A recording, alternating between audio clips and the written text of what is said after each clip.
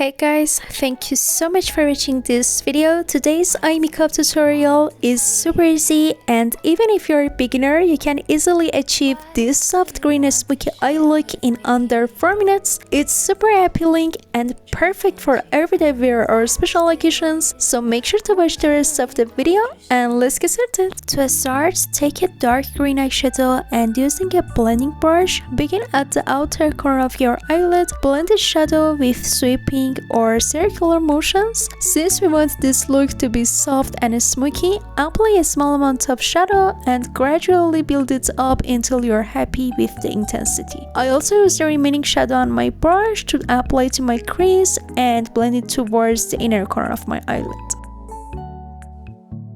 Next, I'm using a white eyeshadow which is found in most palettes. With a smaller brush, I applied a white shadow to the inner corner of my eyelid, extending it to the middle as desired. It's similar to the cut crease technique, but this time we are using white eyeshadow instead of concealer. Then I used a dark green eyeshadow again with a flat brush and applied above the white shadow right where my crease is. This creates a shadow effect that makes the white color pop and gives the illusion of larger eyes. Next, I'm using loose white glitter. You can use glitter from your eyeshadow palette for this purpose. It's best to apply glitter with some glitter glue on your eyelid beforehand, or you can use a damp brush to help apply it.